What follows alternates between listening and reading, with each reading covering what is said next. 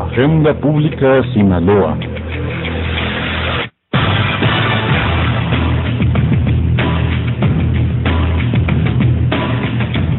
Foro de análisis y debate.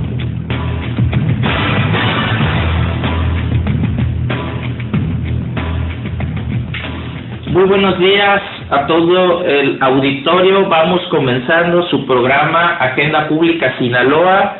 Mi nombre es Jorge Abel Guerrero y a partir de la siguiente hora vamos a estar haciendo una pequeña remembranza sobre lo que significa el proyecto de Agenda Pública Sinaloa. Y a lo largo de los meses que hemos estado en esta estación, pues hemos tocado diferentes temas que son temas importantes dentro de la política.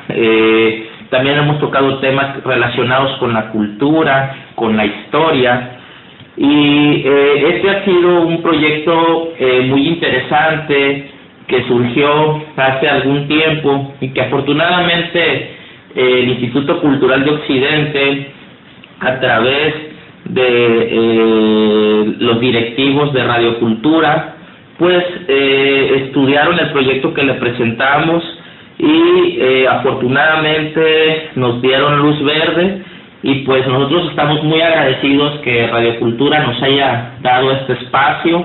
Es un espacio que consideramos nos permite tocar temas que nosotros esperamos que sean de importancia para todos, para toda la ciudadanía. Pero bueno, antes de comenzar, les recuerdo que tenemos un teléfono en cabina al cual ustedes nos pueden llamar, que es el teléfono 986-4844, y también los invitamos a que chequen la página web, que es de www.radiocultura.org.mx. Ahí ustedes se pueden conectar, escuchar los programas, ver la programación de Radio Cultura. Hay también programación están los programas en tiempo real que los pueden ustedes ver desde su casa, conectarse, y tenemos un correo electrónico que es comentarios@radiocultura.hotmail.com, y también pueden seguirnos por la página de Facebook de Radio Cultura, que se llama La Voz del Hombre Mazatlán. Nos invitamos a que sigan esta página, Facebook, La Voz del Hombre Mazatlán, y también tenemos nuestro Facebook del programa, que es Agenda Pública Sinaloa, en el que, como hemos mencionado en muchos otros programas, ustedes pueden acceder a esta página, conocer a cada uno de los locutores de este programa, saber a qué nos dedicamos, nos pueden hacer críticas, comentarios, pueden hacer denuncias ciudadanas, y nosotros haremos mención en el programa de todo lo que ustedes nos hagan saber a través de esta página en Facebook. Bueno, como les comentaba al principio, pues este ha sido un año muy importante para quienes conducimos este programa, sobre todo porque encontramos eco en esta estación de radio. Sabemos que es complicado abrir los micrófonos. Siempre se necesita tener pues un tipo de preparación que te permita tener una objetividad, sobre todo frente a temas de carácter político y social. Cada uno de los que integramos esta mesa tenemos diferentes puntos de vista, no participamos en un partido político, no estamos afiliados a un partido político, a veces coincidimos los que estamos en la mesa, a veces no coincidimos. Cada uno de los que compone la mesa tiene diferentes profesiones, lo cual a veces nos permite tener una visión mucho más integral sobre los fenómenos, sobre los temas que aquí tratamos.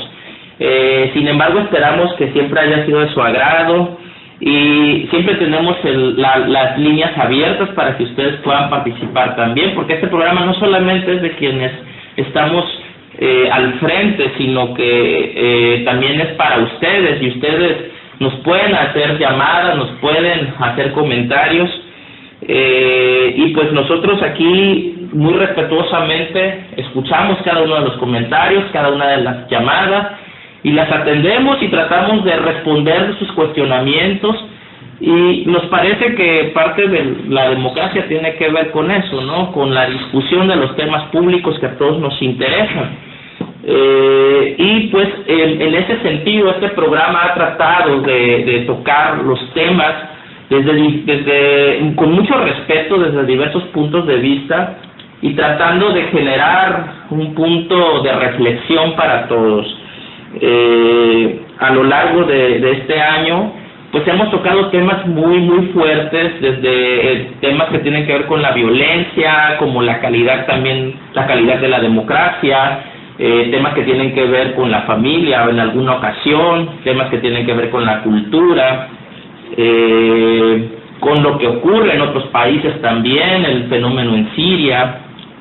Y pues ha sido pues dislucidante para cada uno de nosotros.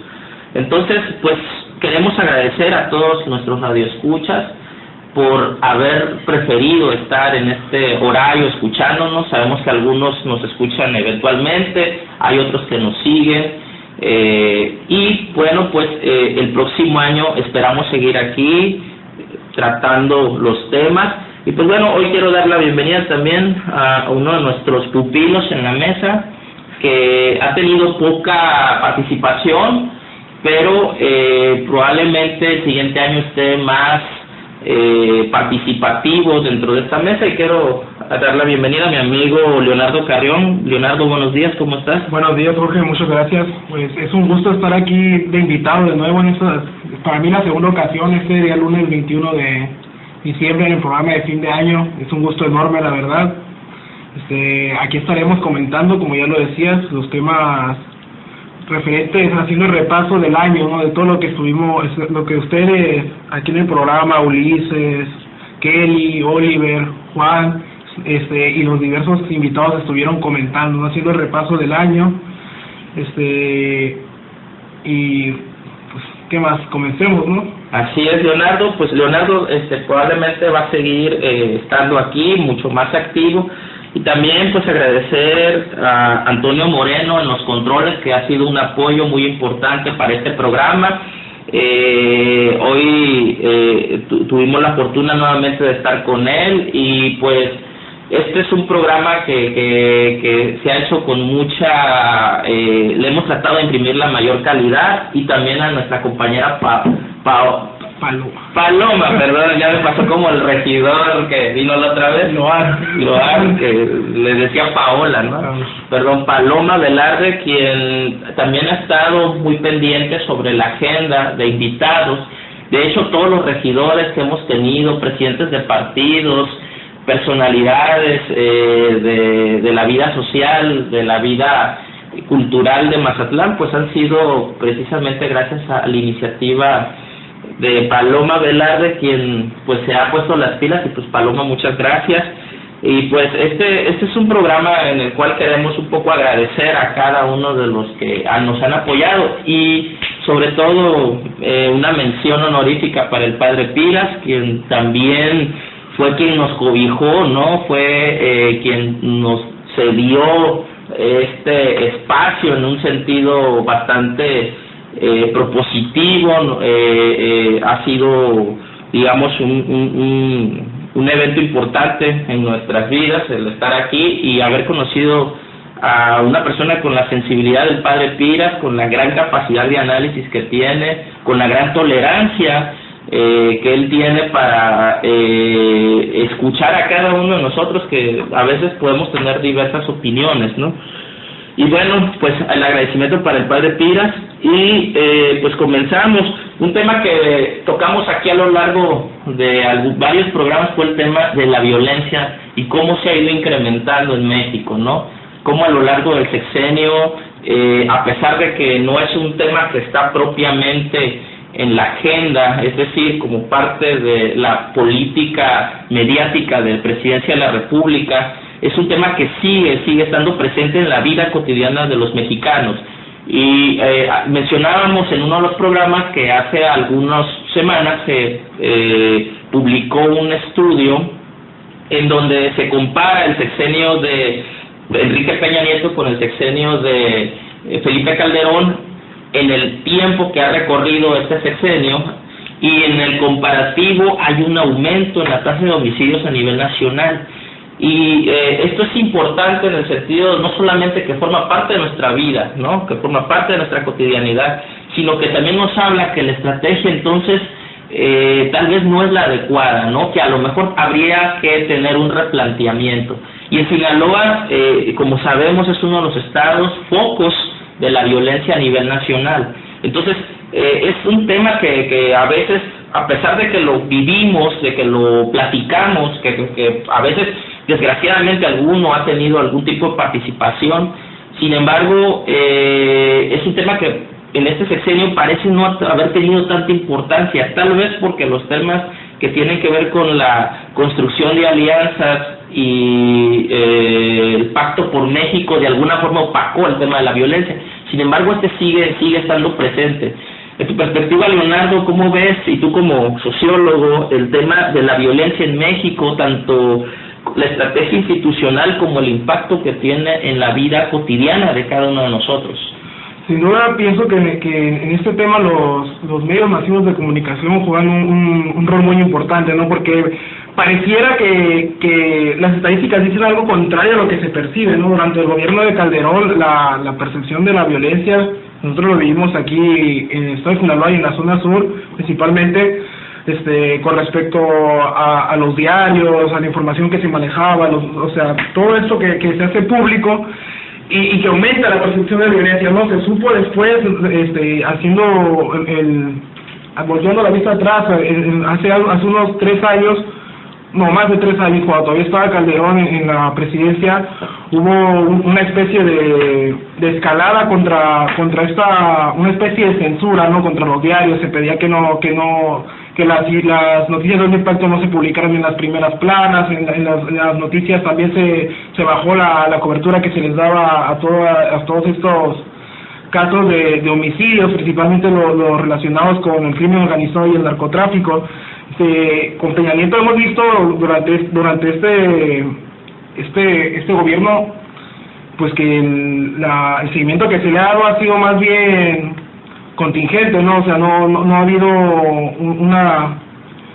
un seguimiento, ¿cómo puedo decirlo?, recurrente sobre el mismo tipo de noticias, y eso también impacta, ¿no?, en la vida diaria, en lo que en el despertar, ¿no?, cuando uno se levanta, pues pareciera que todo está bien, ¿no? Pero y esos son puntos buenos para el gobierno. Así de cuentas, si los números, si no se reflejan los números, si no se hace público, pues pareciera que no existe. Quisiera aprovechar para dar la bienvenida con nuestro compañero Oliver, que ya está aquí presente en la mesa. Oliver, bienvenido. Hola, buenos días, ¿cómo están? Bienvenido, Oliver, al último programa del año de Agenda Pública Sinaloa. Y bueno, estamos hablando acerca de la estrategia contra el crimen organizado. ¿Cuál es tu percepción, Oliver, al respecto? Para un poco contextualizar, mencionábamos un estudio que publicó el semanario Z y el portal Aristegui Noticias hace algunas semanas, en donde hay un comparativo entre el sexenio de Felipe Calderón y el de Peña Nieto, en el tiempo que ha transcurrido hasta este momento, y lo que sale es que hay un incremento en la tasa de homicidios en el sexenio actual, aunque, como mencionábamos, el tema no ha sido preponderante en la prensa. Sin embargo, en las calles la violencia ha aumentado. ¿Cuál es tu percepción al respecto? Sí, es notorio el aumento de la violencia, ¿no?, en las calles de todo el país, ¿no?, Michoacán, Jalisco, Sinaloa. Ahora nos encontramos en una situación muy apremiante respecto a la seguridad pública de las personas, y estas estrategias como los mandos únicos han venido a no solo a unificar en cuanto a 32 policías, o un intento por 32 policías estatales, pero han venido a todos aquellos elementos de la policía que no han pasado los exámenes de confianza o que no se han podido mantener dentro de estos parámetros que se busca para las nuevas policías. Pues a dónde se van, ¿no? ¿Qué es lo que ocurre con ellos? Pues tienen que ganarse la vida dando seguridad. ¿Cuál es el negocio de la mafia? Pues dar seguridad también. Es básicamente a lo que se dedican. Entonces, pues, si en un lado no lo pueden hacer, en otro lo harán, ¿no? Y esto viene a recrudecer ciertos aspectos organizacionales de las policías, del poder de la seguridad, y pues en sí la estrategia no es tan mala, pero para que dé resultados va a tener que haber una purga que ya la está viendo, y esa purga al mismo tiempo va a incrementar o va a provocar un incremento en la violencia en los estados, ¿no? Que ya se está viendo también. Bueno, Oliver, menciona esto de que de uno de los efectos colaterales de estos exámenes que se le hacen a las fuerzas policiales es que cuando no, bueno, así lo interpreto, ¿no? Cuando no aprueban este tipo de exámenes, entonces tienen la salida de las filas de la policía y se entran a células, si bien no criminales y no institucionales, ¿no? Que a final de cuentas esto debería traducirse en mayor seguridad, ¿no? Porque se supone que hay más una especie de fuerza del orden, no, aunque no sea institucional, que va a propugnar por esa seguridad. Pero entonces, ¿en dónde está el problema con respecto a la estrategia? Vamos viendo. ¿Qué es lo que vende una mafia? Empezamos por seguridad, ¿no? Pero podemos empezar por el otro lado también, por mercancías ilícitas. Sí, podemos hacer, pero cuando ya tienes un mercado cooptado, cuando ya tales personas se dedican a la trata de personas, otras personas se dedican a la prostitución, otras personas se dedican a la drogadicción, ¿qué es lo que te queda? La extorsión, ¿no? La extorsión es la seguridad, básicamente. Hey, dame determinado porcentaje de tus ganancias y yo me aseguro que a tu negocio no le pase nada, ¿no? Y básicamente pues es lo mismo que el gobierno hace, ¿no? Dame determinado porcentaje de impuestos y yo te aseguro que no te pasa nada. Pero pues fundamentalmente es el negocio que queda, ¿no? Y de ahí el aumento de la inseguridad. ¿A quién tú, pequeño empresario, mediano empresario, a quién le vas a pagar tú por tu seguridad? Bueno, perdón, pero habíamos también tocado el tema hace algunas semanas, el tema de el Estado fallido, ¿no? Uh-huh. En teoría política, y esto para todos nuestros radioescuchas, se menciona que la primera obligación de los gobiernos es brindar seguridad. Uh-huh. Cuando el gobierno no tiene la capacidad de brindar la seguridad, o se la disputa un grupo que no es institucional, en este caso podemos decir la mafia o una célula del crimen organizado, entonces estamos ante un vacío de poder. El Estado no es capaz de brindarte la seguridad y luego entonces las personas se afilian a quien sí se las pueda brindar. En ese sentido, ¿hablamos de un Estado fallido en México o no? No todavía, porque para que el Estado falle necesita fallar en todos sus órganos, ¿no? ¿Y qué pasa, perdón, en estas carreteras que vienen del norte de Sinaloa, en la que asesinan a unos australianos, y de pronto dicen, bueno, no, es que es normal que eso suceda porque también han intentado agarrar a políticos, empresarios, a gente que pasa por ahí? Es algo que el gobierno no puede asegurar de la seguridad en esa parte, ¿no? Entonces es un Estado fallido Sinaloa, es un Estado fallido el país. ¿Qué podríamos nosotros concluir sobre esto? Todavía no somos un Estado fallido, ¿no? O hay ínsulas del país que son zonas como claroscuros, en donde el gobierno no tiene la capacidad de establecer un orden. Estamos viendo que en el país hay pequeños oasis para el negocio ilícito, para los negocios ilícitos y para la corrupción, y estos oasis son varios, ¿no? Son múltiples de muchos. Pero cuando mencionas que la estrategia actual es la adecuada, que es una estrategia sobre todo de carácter bélica, ¿no? Basada en sobreponer la fuerza.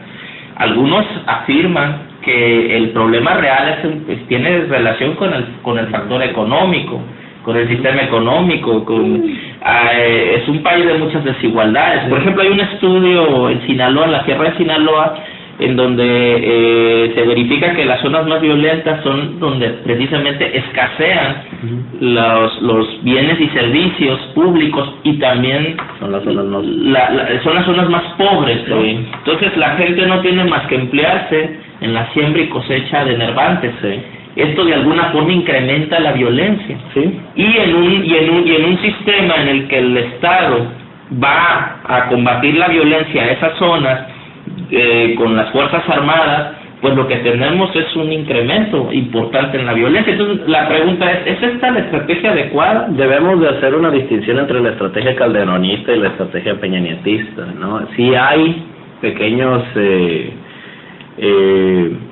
pincelazos distintos, ¿no? Calderón fue una estrategia frontal contra el narcotráfico, sacando al ejército de los cuarteles y poniéndolo en las calles, ¿no?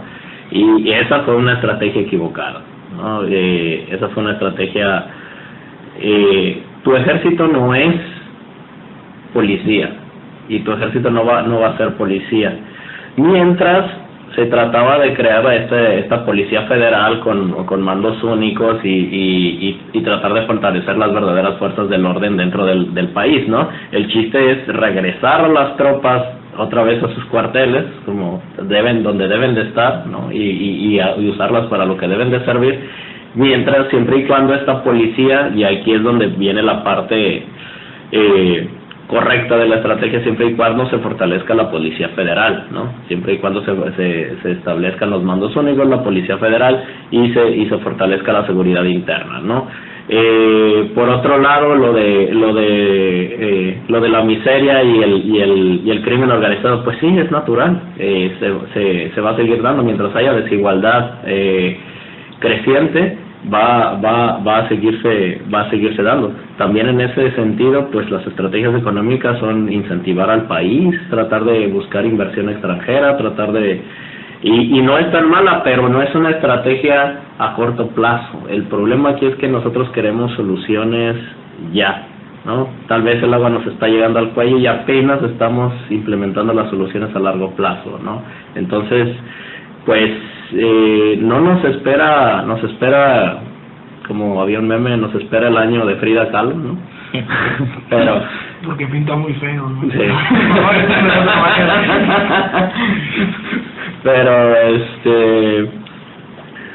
pero la estrategia es la adecuada a largo plazo. El problema aquí es el plazo, ¿no? A corto plazo tendríamos que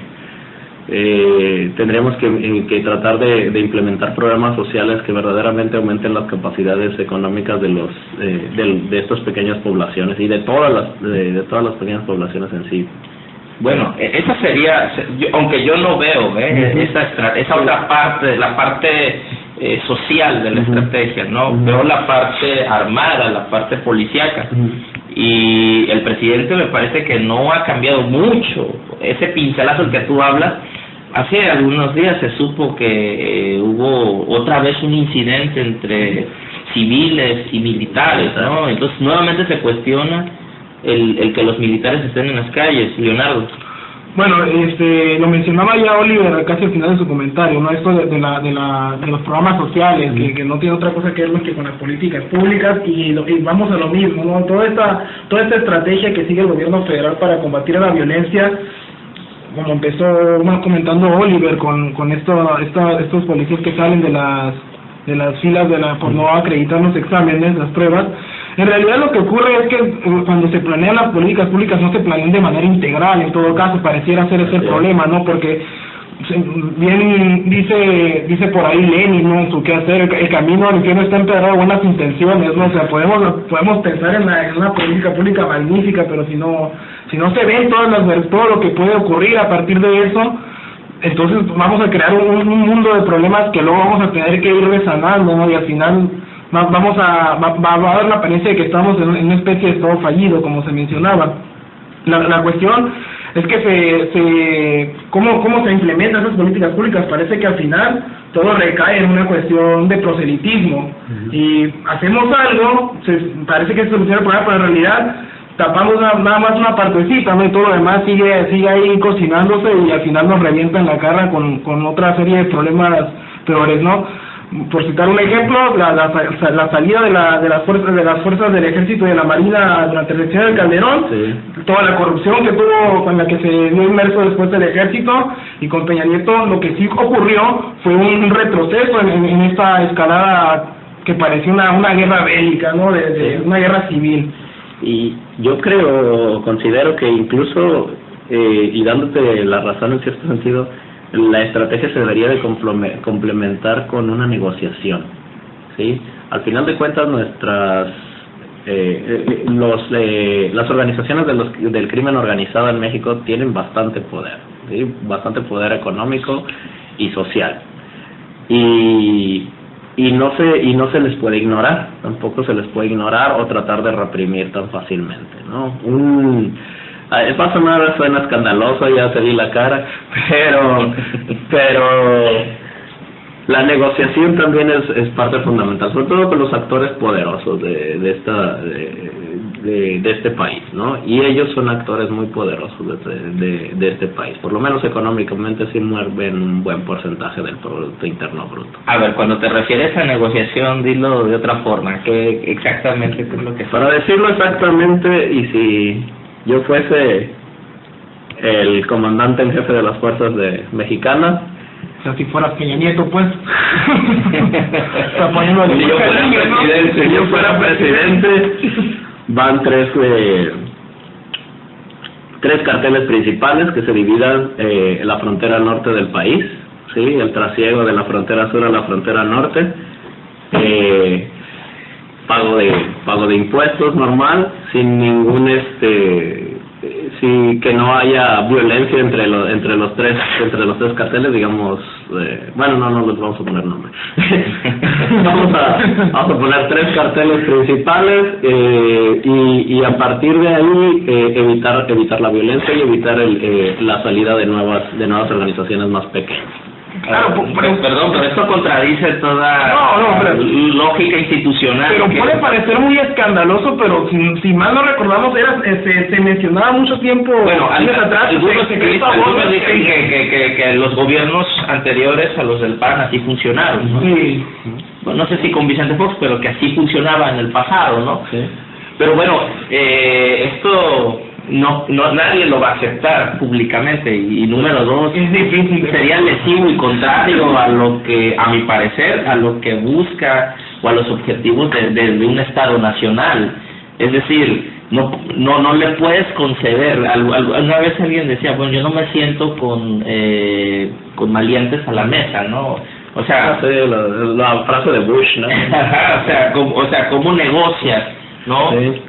Con quien te disputa el monopolio del uso legítimo de la fuerza. Ahí está. Tienes libertad de tráfico, libertad de comercio, sí, incluso libertad de paso en las fronteras, siempre y cuando tú te la des ahí. El problema es que esto genera un problema con el Estado de Derecho, porque el Estado es el gran moralizador de la sociedad. Si tú ves que el Estado se corrompe, el Estado acepta el chantaje como forma de negociación, entonces, ¿cuál es el mensaje para los ciudadanos? O sea, también te genera una serie de, digamos, desviaciones o percepción de desviación para el ciudadano. O sea, si estamos en un sistema en donde vemos, incluso sin ir hasta allá, ¿no? Donde vemos que los legisladores tienen un sueldo de rey, ¿no? Incluso abismal comparado con naciones mucho más importantes que la nuestra. Eso contra el sueldo, el salario mínimo que gana un trabajador, pues ya te genera ahí pues una suerte de asimetría. Y si a esto le sumas, el gobierno negocia. Es que ahí entramos a una diferencia más filosófica del asunto, ¿no? Entramos a la diferencia entre lo legal y lo justo, ¿no? Es legal que los diputados ganen eso, ¿sí? Es legal, no es justo, ¿sí? Por la cantidad de trabajo que no hacen, no que hacen porque no hacen ni madre, pero y la cantidad de trabajo, sí. Bueno, es el programa de fin de año, ¿no? Al final de cuentas, ahí entramos a la diferencia en lo legal y lo justo, ¿no? Al final de cuentas, esta negociación con el crimen organizado no sería legal, pero sería lo justo para mantener un estado funcional, ¿no? Y no, eso te generaría, perdón que te interrumpa, o sea, entonces yo ciudadano no estoy de acuerdo con las leyes de mi país y digo, bueno, pues si tengo la capacidad de someterlo, pues puedo negociar el que el estado de leyes no se aplique para mí, o sea, no te generaría eso. No, porque al final de cuentas estás cambiando, ya a partir de nuevos paradigmas estás cambiando la ley, ¿no? Por ejemplo, a partir de nuevos paradigmas ya estás cambiando la ley de consumo, siembra y de marihuana, ¿no? Ya se están cambiando este tipo de leyes, ¿no? Después de todo, puede llegar a ser un comercio, en Holanda lo es. Entonces puede llegar a ser un comercio redituable para el Estado, y puedes disminuir los niveles de violencia con eso, con esas cosas. ¿Por qué no lo hacemos? Por moralistas y porque nos dejamos llevar por la política de Estados Unidos. ¿Saben qué? Pues es problema de ustedes si la compran o no. En México es legal. Claro, yo pienso, bueno, retomando el comentario, pues yo no pienso que el Estado sea el moralizador de la sociedad, no todo lo contrario, nosotros le ponemos al Estado una moralidad. Perdón, lo dice Durkheim, ¿eh? Bueno,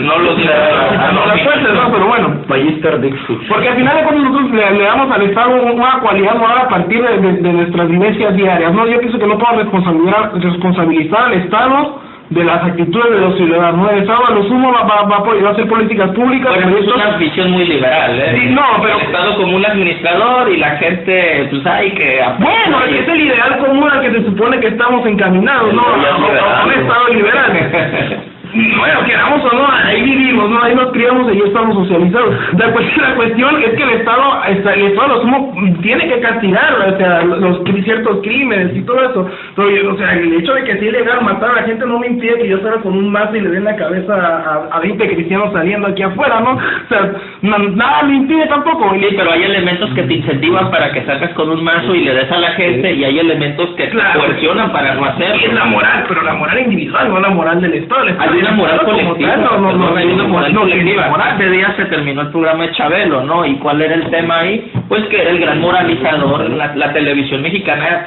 ha fungido como un moralizador de la sociedad en contubernio con los gobiernos, ¿no? O sea, eso es un elemento innegable. Recuerdo que Leo se basa en la teoría de sistemas y al final de cuentas toda elección es individual, ¿no? No, soy funcionalista. Entonces, ¿cuál es el punto aquí? Bueno, la cuestión es que volvemos a lo de las políticas integrales, ¿no? Lo mencionaba Oliver con esto de que se pudiera legalizar, claro, no, lo vamos a legalizar, pero ¿cómo vamos a tratar a toda la demás gente que a partir de esta legalización se nos va a volver en un problema de sanidad, ¿no? Un problema de salud pública, que no significa que no exista. Hacemos como que no está por lo mismo, porque es ilegal, pero por una cuestión moral, a final de cuentas. Si esto se hace público, el mismo Estado puede, si en tanto Estado fuerte que es, puede modificar las leyes y decir, ¿saben qué es legal? Y va a haber ciertas regulaciones, y va a haber estos proyectos, y el sector salud va a estar obligado a dar atención. Bueno, sobre este tema, y qué bueno, ahora pasamos, estamos haciendo una remembranza sobre los temas que vimos a lo largo del año. Bueno, y este es el otro tema importante, el tema de la legalización de las drogas, que está conectado con lo de la violencia, ¿no? En un sentido.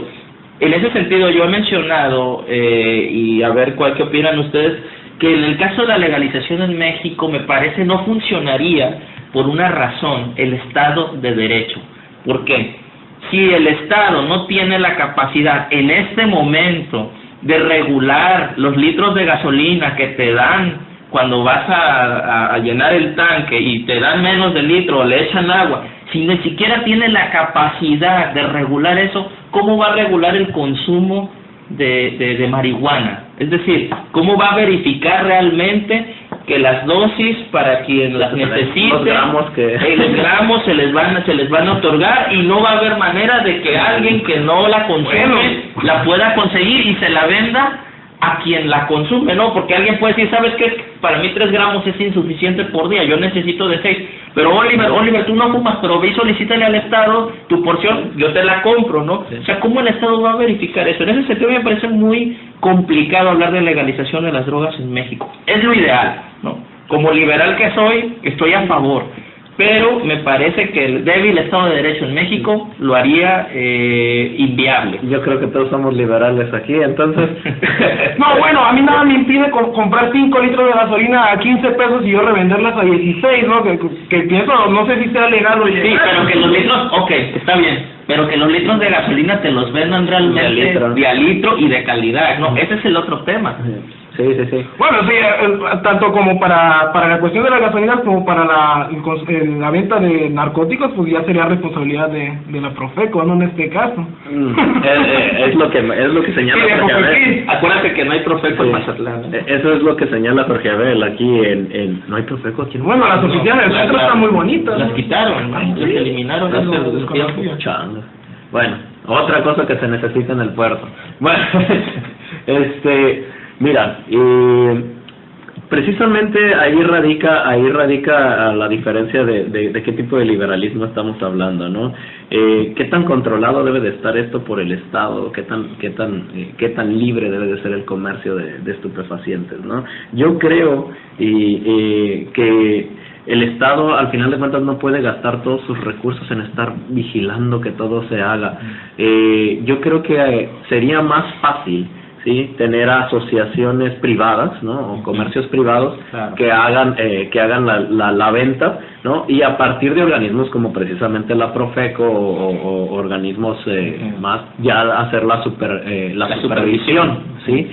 Porque si te vas al Estado y al tipo de Estado que tenemos, que pongamos que la Secretaría de Salud sería la que distribuya, va a ser un desgarriate eso que no. No, pero es que tenemos que revisar también cuáles son las atribuciones del Estado, ¿no? Si le estamos dando atribuciones normativas legales que estén en un papel como la Constitución mexicana, o atribuciones filosóficas, ¿no?, que podamos sacar de Aristóteles para acá. O sea, al final de cuentas el Estado prescribe sus atribuciones por sí mismo, ¿no? Y el Estado mismo puede decir que no se va a ser responsable de tal o cual cosa. Y así mismo, por esa misma razón, el Estado va creando sus diversas instancias, como son la Secretaría de Educación Pública, la Sector Salud, la Secretaría de tal cosa. Entonces el Estado sí es moralizante, ¿no? ¿Por qué? Digo, tú lo estás afirmando. ¿En qué momento? A través de esas instituciones el Estado busca socializar un estado de leyes las cuales están inscritas en su Constitución. No, cubre ciertas necesidades, que ya sea eso bueno o malo, pues quién sabe. Precisamente ahí hay otra parte por la cual necesitamos modificar nuestra Constitución, ¿no? Perdón, la hemos modificado cada año. No, ya lo sabemos ahorita. De hecho, deberíamos ya hay como 30 constituciones. De recrear la Constitución. El problema aquí es que queremos que el Estado nos dé todo, ¿no? El Estado debe de garantizar la seguridad, del Estado debe de garantizar... Esa sí es una obligación ineludible, a mí me parece. Obligación. El Estado Nacional surge por una cuestión de seguridad, ni siquiera tiene que ver con la cuestión de la pobreza. Pero fíjate a qué niveles de ridiculez hemos llegado. El Estado debe de garantizar elecciones libres y soberanas y por tanto debe de patrocinar a los partidos políticos y debe de patrocinar al INE y debe de patrocinar a todo el mundo. Y el Estado, como debe de garantizar la salud universal, también debe de patrocinar todo el sistema de salud, independientemente que la gente esté comiendo papitas y Coca-Cola todo el día y no garantice su propia salud, o ellos no sean garantes de su propia salud, no sean responsables. El Estado sí debe de hacerse responsable por la gente. ¿Sabes qué? El Estado debe de darle a las mujeres, a las adolescentes embarazadas, ¿por qué? Porque ellas no se supieron cuidar, ¿no? A mí se me hace que el Estado no debe de ser tan paternalista, ¿sí? El Estado debe de tener ciertas limitaciones, y en este sentido hay muchas atribuciones del Estado que no debería de tener el Estado. Bueno, es que el Estado mexicano es una especie de quimera keynesiana que de lo económico se pasó a lo social, ¿no? Sí. También, y está metiendo las manos en todo eso, y al final pues pareciera que el Estado se tiene que hacer responsable por estas cuestiones, no sé, de los embarazos, de las y todo eso, porque no supo, porque el mismo Estado que tiene que educar no educó para que la gente no cayera en eso, ¿no?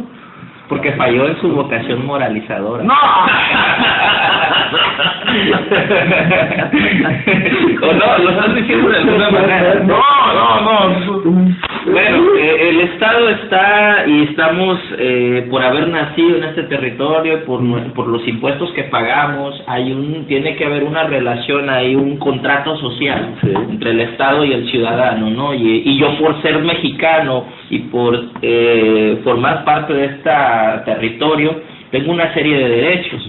Esa es la manera en la que funcionan todos los estados. Hay un dicho norteamericano de un presidente: don't ask what your country can do for you, but what you can do for your country. No preguntes lo que tu país puede hacer por ti, sino lo que tú puedes hacer por tu país, ¿no? Era Kennedy. Y aunque hay que ver en qué contexto lo dijo, Era un contexto de guerra. contexto de guerra, pero al final de cuentas se traslada a esto, ¿no? Si nosotros como ciudadanos verdaderamente no ejercemos los poderes de ciudadanos que tenemos o las capacidades ciudadanas que tenemos, en realidad al final de cuentas el Estado va a seguir siendo este leviatán manco, ¿no? Es porque es un monstruo poderoso, pero al final de cuentas no tiene garras, ¿no? Nada más se ve ahí como una especie de quimera mal formada, ¿no? Que cada vez se hace más grande, por cierto, y era algo que mencionabas también en programas pasados, ¿no? El sistema burocrático en México va incrementando. Se ha incrementado sexenio tras sexenio tras sexenio. Cosa que, por ejemplo, desde Miguel de la Madrid, cuando se hizo el recorte, pues sí se vio es el único sexenio donde se ha visto un decremento, ¿no? del tamaño del Estado, pero un decrecimiento en el tamaño del Estado, pero necesitamos ver los límites precisamente del Estado, necesitamos ponerle límites, y como todos somos liberales en esta mesa, creo que todos estamos de acuerdo en poner esos límites. Claro, y de hecho Morena está ahí y seguramente va a poner esos límites. Bueno, se opone a todo, ¿no? No, el problema es, hablando de Morena, y ahora entramos a otro tema, es cómo en México se generan mayorías que te permitan ser contrapesos del sistema, que es lo que en México creo que falla en muchas ocasiones. O sea, muchos se quejan de las reformas estructurales, pero hay que aplaudir que el presidente tuvo la capacidad de generar esas mayorías que desde Cedillo, incluso antes, no se veían, ¿no? Pero también cómo puedes generar un contrapeso frente al gobierno desde las bancadas. Por eso mencioné el caso de Morena, ¿no? A mí me parece que Morena en este sentido se opone a muchas cosas, pero ¿qué tanto Morena tiene la capacidad de generar una mayoría opositora real y no solamente una minoría que se opone a todo, ¿no? Sí. O sea, creo que esa es la gran diferencia. Y que tanto el sistema político en México está diseñado para incentivar las mayorías, como si sucede en los sistemas parlamentarios, donde hay incentivos para que los partidos puedan tener su propia agenda, que puede distar de lo que el primer ministro propone. Sí. El problema aquí en México radica en el sistema partidista, ¿no? Exacto, el sistema de partidos. La democracia partidista se ha visto que no es, por lo menos en este caso, y por la forma en la que funciona la democracia, es lo que platicaba hace rato, ¿no? Al momento de que el Estado, como ser garante de la democracia, le pasa presupuesto a los partidos políticos, estos simplemente van a estar buscando el presupuesto para poder mantenerse dentro del sistema, sin ningún interés real en la representación de los individuos. Y otra cuestión, no es por meter las manos al fuego por Morena ni nada de eso, pero pues en tanto es una minoría, ¿qué pueden hacer más que ladrar como perritos en un corral, no? O sea, y pasa, ¿no? Incluso con partidos y todo eso de que candidatos que se echan flores así, no, decir, no, metimos 100 iniciativas en una semana, ¿no? Pero de las 100 iniciativas ninguna pasó a discusión. O sea, y lo mismo pasa con estos partidos chiquitos, ¿no? O sea, pueden meter 1000 iniciativas en un mes, pero pues si ninguna iniciativa pasa a discusión, no va a pasar nada, y pueden trabajar y decir que están trabajando y tener pruebas y todo lo demás, pero ¿de qué le sirve al final de cuentas al sistema político eso, no? Y hay algo que me llama la atención al respecto. ¿Qué papel jugarían aquí? Y algo que se mantuvo durante todo el año, esta discusión de los candidatos independientes. Un candidato independiente llega al poder y llega solo. Llega a su puesto solo, sin una bancada partidista, o sea, y al final de cuentas tiene que andarse ahí, supongo que en tanto no tenga ya una alianza previa con otros partidos, como puede pasar como se habla mucho del Bronco, ¿no? Que tiene nexos priistas por sus antecedentes.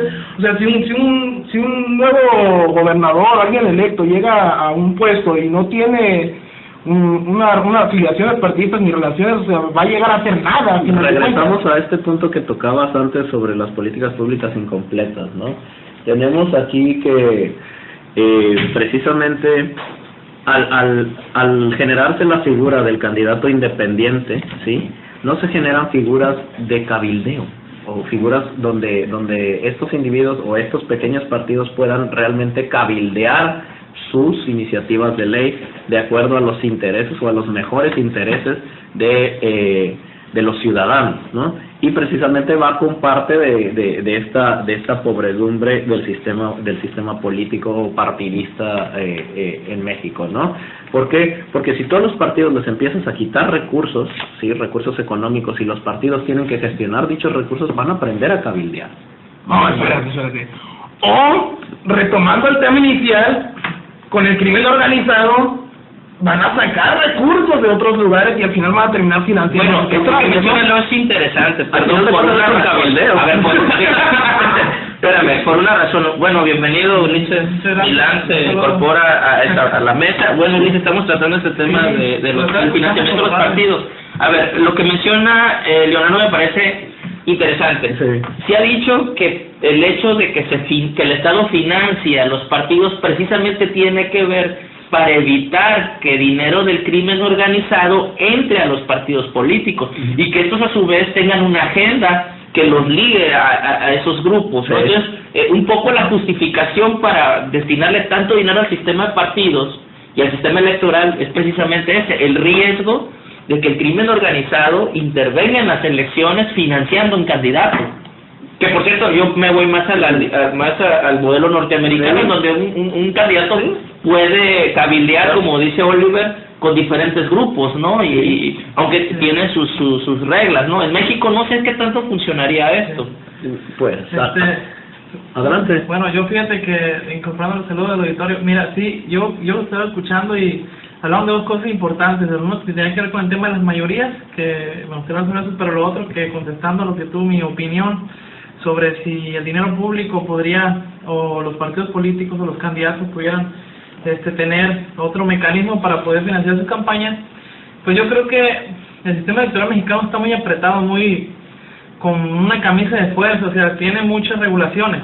Está muy, en pocas palabras, como basado mucho en lo que puede hacer o no, o lo que pueden hacer los partidos políticos, muy a la desconfianza, como un policía siempre vigilante en el INE.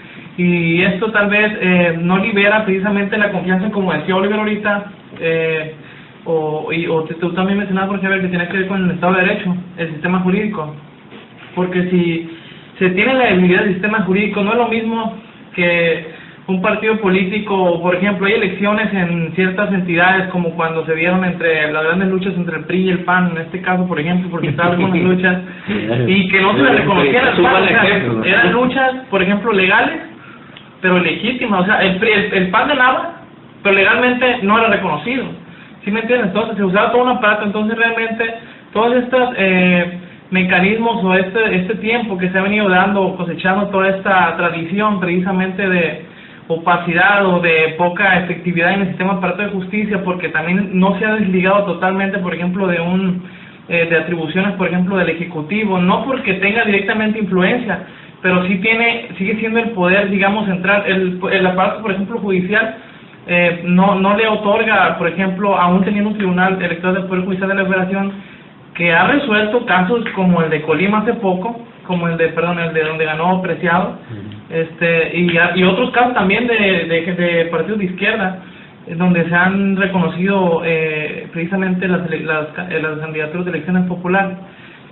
Pero yo creo que el mexicano en sí, si le preguntas una encuesta, sería muy difícil, porque realmente todos dirían, no, es que pues se siguen dando las tarjetas Monex, no pasó nada, no está nadie en la cárcel, no se llegó al fondo del asunto en la regulación de los bancos, precisamente quienes son los que, más que nada, y la Secretaría de Hacienda a través de la unidad de fiscalización, y el INE también tiene un órgano regulatorio interno para verificar los gastos del partido, pero siempre es lo mismo, porque después de, pues el presidente toma y asume una posición al 2012, por ejemplo, Peña Nieto, cuando se le cuestionó y se le presentó evidencia, por ejemplo, López Obrador, hablando de evidencia física real, las tarjetas Monex, no hablar de los pollos o bajo todo eso que presentó, pero sí le presentó la tarjeta Monex, y eso sí fue un hecho real que concurrió, porque fue hubo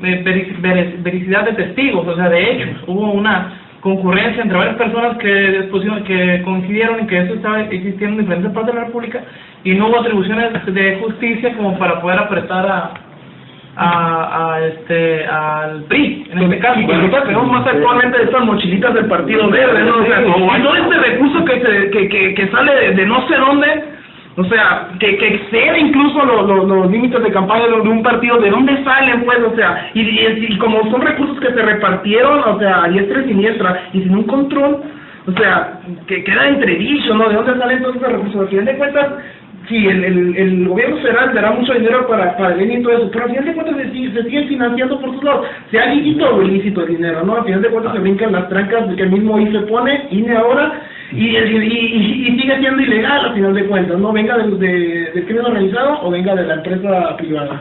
Así es, pero al final de cuentas, mientras el Estado siga manteniendo este tipo de vicios, electorales, ¿no? Por ejemplo, se dice y está en la ley que un partido que recurrentemente falte a la ley electoral puede perder su registro, ¿no? Se tiene que someter a la pérdida de su registro. Eso dice la ley. Ahora, el hecho es que el Partido Verde ha sido multado cada 2-3 meses por estas recurrentes faltas a la ley electoral, y en ningún momento, o cuando se planteó su salida, su pérdida de registro, no se hizo caso omiso a la ley misma, ¿no? Así es, fíjate, y el Oliver está diciendo muy importante, mira, y este es el otro tema de las mayorías. ¿Por qué no funciona con una cantidad, digamos, en el 50+1, que tendría que ver, digamos, en el aparato de parlamentarismo, de donde se debaten las ideas en el Congreso? ¿Por qué no funciona si realmente la ley tiene que ser aplicable y ellos son los principales que deben de ajustarla, o sea, de ejecutarla? Y cuando se mete la variable a la discusión en el Congreso, no, la mayoría no se forma en estos casos, como lo del Partido Verde, porque todavía sigue habiendo lo que mencionaban, que es otro problema, que uno es el aparato del Estado de Derecho, que yo también estoy con el Oliver, está bien, es como no puedes darle tantas atribuciones al Estado para que todo lo haga el Estado, pero el Estado sí tiene atribuciones muy específicas, y el Poder Judicial también, y en algunos casos están adecuándose o han tenido buenos fallos positivos, pero no es lo que los mexicanos esperamos en su totalidad, porque todavía, por ejemplo, siguen la colectividad de que, por ejemplo, le hicieron fraude a López Obrador en el 2006, que le hicieron fraude a López Obrador en el 2012, que el Verde no está, que nomás, metieron a un dirigente político. Que se lo van a hacer en el 2018. Metieron un dirigente político, pero al partido político o en este caso pues no perdió el registro, no se dio esa lucha en donde se pudiera estuviera en riesgo un Partido Verde Ecologista de perder su registro, ¿no? ¿Por qué? Porque están condicionando, imagínate, ahí va el tema de las mayorías, cómo el PRI sigue teniendo esos cacicazgos en los estados en donde el Verde es minoría, pero que el PRI sigue teniendo mayoría parlamentaria, pero que el Verde es coyuntural al PRI por ser un partido satélite, sí, y a muchos de los intereses, y desafortunadamente eso, ahí donde es que hay como dos estados muy distintos, un estado en donde yo coincido con Oliver, no puede haber todos los ciudadanos, y debe haber otro estado también un poco social, con políticas sociales, pero también democráticas. Yo creo que sí, pasa por lo que Oliver menciona también, cuando hablamos sobre el modelo que queremos, habría que plantearnos precisamente, a ver, ¿somos liberales o somos paternalistas? Y si vamos a hacer uno u otro, incluso dentro de eso hay matices, ¿no? Sí. O sea, ¿por cuál modelo nos vamos? A lo mejor lo que tenemos es un tutti frutti en este momento, sí, ¿no? Yo creo que sería muy buena idea invitar a algún representante del Partido Verde para el año que entra, para poder, darle la oportunidad de réplica, ¿no? Esta famosa ley del derecho de réplica que viene a maniatar a la opinión pública, ¿no? Perdón, yo ahí sí voy a disentir contigo, Yo creo que era necesaria una ley de réplica porque los medios de comunicación, algunos estaban cometiendo excesos, ¿no? En México, a partir de la llegada de Vicente Fox, Televisión Azteca en una ocasión, durante 15 días, omitió la imagen del presidente de la República, y eso está, digamos, consignado, ¿no? En estudios, porque tenían una bronca con el presidente que habían apoyado en esos momentos, y en algún momento intentaron desprestigiar a Cuauhtémoc Cárdenas cuando muere Paco Stanley, y hemos visto cómo de pronto, sobre todo la televisión en México, se ha dado como juez, ¿no? Como juez, como que a través de los medios se castiga, ¿no? Entonces, ante esos excesos, pero sé para dónde va Oliver, si era necesaria una ley de réplica, que fuese como la que tenemos, no, que fuese como la que tenemos, no, porque hay una simetría entre los grandes corporativos de comunicación y las pequeñas y las pequeñas empresas, ¿no? Las radios como Radio Cultura, ¿no? Que te llega una imagínese, una multa por 350,000 pesos. Sí. Y pues puede que una estación podría cerrar por eso, ¿no? Sí. Para TV Azteca o Televisa sería un granito de arena. Un granito de arena. En ese sentido, sí, precisamente para los grandes monopolios de los medios, de los mass media, ¿no? Tenemos una inequidad, ¿no? Como en muchas de las leyes que tenemos en México, ¿no? Establecen una inequidad. Aunque en ese sentido creo que las leyes son perfectibles y siempre se agradece la primera ola de leyes, ¿no? Sí. O sea, pueden no ser las mejores, las más justas, pero a partir de ellas se va dando, ¿no? Una construcción. La anterior al derecho de réplica era un reglamento que venía de la época de Venustiano Carranza. Para que nos demos una idea. ¿No? Y así estaba funcionando el sistema, que en realidad no se aplicaba. Y esto es a lo que ibas con lo del Estado fallido, ¿no? Y así está funcionando el sistema. Y así está. Aún hiper se mueve, ¿no? Perdón, es que nos hemos acostumbrado. Aún así está funcionando. Es que nos hemos acostumbrado a pervivir o a sobrevivir ante lo desviado, ¿no? El problema en México es que de pronto te llega agua de mala calidad a tu casa y tú dices, bueno, le pongo un calcetín y ya soluciona el problema. Oye, pues ahora el calcetín, bueno, pues pongo, no sé, me compro ahí algo más, filtro.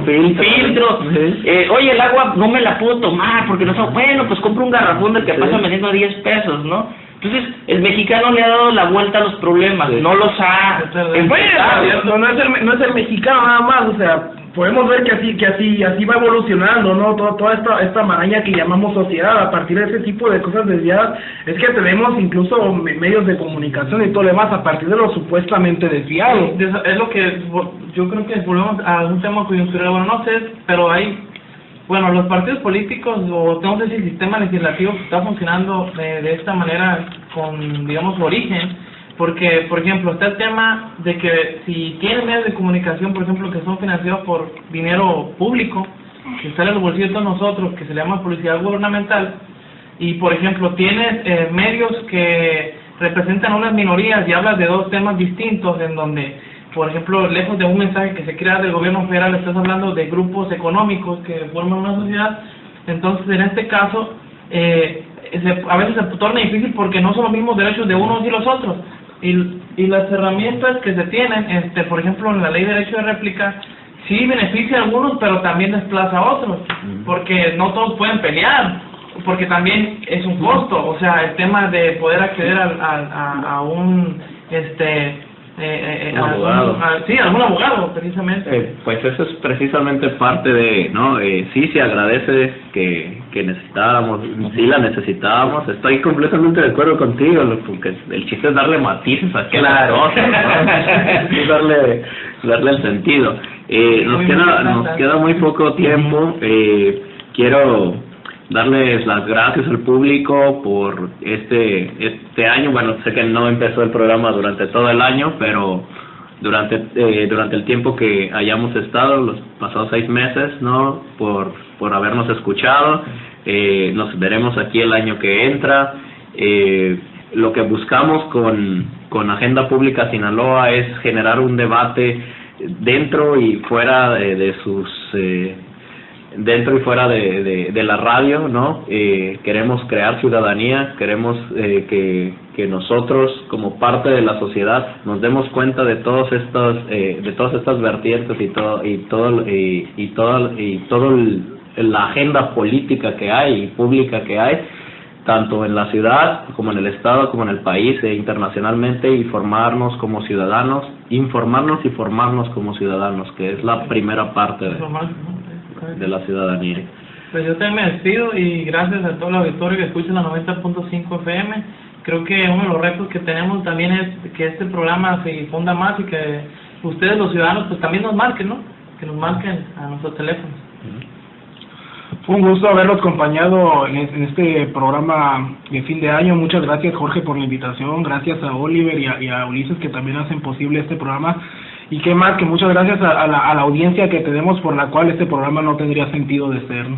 Muy bien, y como dijo Oliver, este programa lo que busca es generar reflexión, generar ciudadanía a través de los temas que nos importan a todos. Pues agradecemos a cada uno de la mesa, a Oliver, a Ulises Milán, a Luis Gustavo Kelly, que hoy no pudo estar, a Juan Yáñez, que también es parte de esta mesa, a Antonio Moreno en los controles, que nos ha apoyado muchísimo, a Paloma Velarde, que ha estado en la agenda, y especialmente al Paz de Piras, que tuvo el bien a arroparnos en este programa, a nuestra Casa Radiocultura, y pues estamos muy agradecidos con este espacio. Esperamos seguir aquí el próximo año. Tenemos las líneas abiertas y el Facebook para que ustedes nos puedan contactar. Pues que pasen feliz Navidad y un próximo año nuevo. Próspero. Bueno, pues nos despedimos. Hasta el próximo año. Muchas gracias. Muchas gracias. Felices fiestas.